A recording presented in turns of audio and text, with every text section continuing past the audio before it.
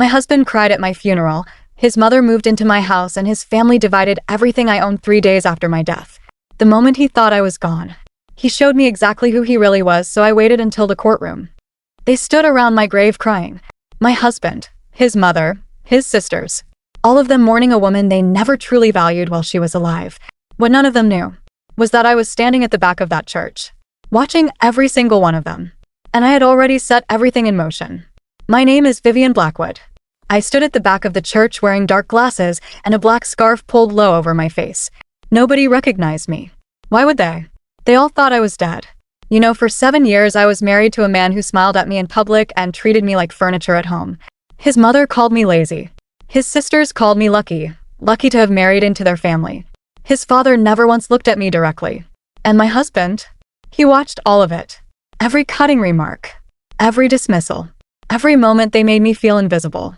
And he said nothing. Not once. The breaking point didn't come with a shout or a slap. It came quietly. On a Tuesday evening when I overheard my husband on the phone with his mother. "She's becoming a problem," he said. A problem.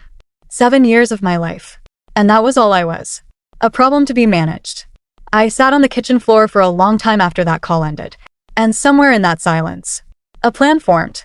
I spent 4 months preparing. Quietly moving money into an account nobody knew about. Quietly speaking to a lawyer who specialized in exactly these situations.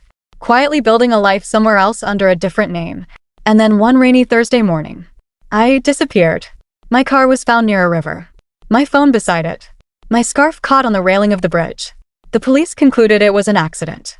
My husband identified my belongings. And 3 days later, he planned my funeral. What I didn't expect was how quickly things moved after my disappearance. Within 2 weeks, my husband had already spoken to his lawyer about the estate. Within 3 weeks, his mother had moved into our house.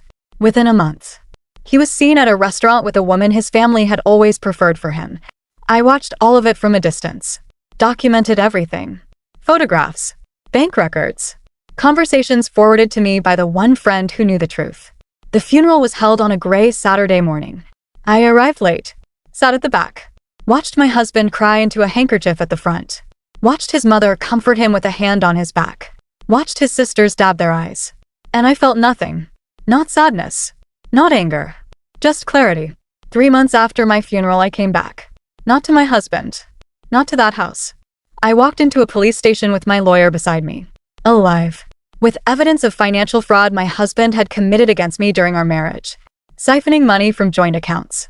Forging my signature on documents. Moving assets into his family's name. Things I had quietly uncovered while everyone thought I was gone. The look on his face when he was called in for questioning was worth every month of planning.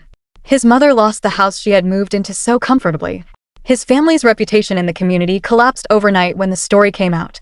And my husband stood in a courtroom 6 months later trying to explain transactions he had no clean answer for. I sat in that courtroom too. Very much alive. Very much watching. When his lawyer finally spotted me across the room, his face went pale. My husband turned slowly. Our eyes met for the first time since my funeral.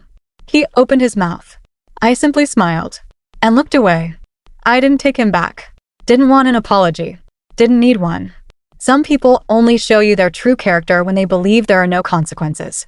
The moment they think you're gone is the moment you finally see everything clearly. The courtroom proceedings lasted 3 months. Every document, every forged signature, every transferred asset, it all came out. His lawyer tried everything to discredit the evidence. But you cannot discredit a woman who spent 4 months carefully documenting everything before she disappeared. I had timestamps, bank records, recorded phone calls, emails he thought were deleted. His family hired their own lawyers. It didn't matter. The evidence was too clean, too thorough, too patient. By the time the judge delivered the final ruling, my husband had lost everything he thought he had secured after my death. The house was returned to my name. The accounts were frozen and investigated. Assets his family had quietly moved were traced and recovered. And the woman he had been seen with at that restaurant? She left quietly the moment his finances collapsed. Funny how that works. His mother called me from a number I didn't recognize 3 weeks after the ruling. I picked up by accident. "You destroyed this family," she said. Her voice was shaking. I was quiet for a moment. "No," I said calmly. "I just stopped letting this family destroy me." I hung up and never picked up an unknown number again. I moved to a new city. Built something quiet in mine. No drama, no revenge fantasies, just peace. The kind of peace you can only find when you finally stop shrinking yourself to fit into spaces that were never built for you. My husband sent one letter months later. I didn't open it. Some doors deserve to stay closed. People ask me sometimes if I regret how far it went. I don't. Because I didn't start it. I simply refuse to be the only one who paid the price for it. Never mistake someone's silence for weakness. Sometimes the quietest people are simply waiting for the right moment to show you exactly who they are. The most dangerous person in the room is never the loudest one. It's the one who has been quietly watching and writing everything down. Thanks for watching. Don't forget to like, share, and subscribe for more stories. Thank you.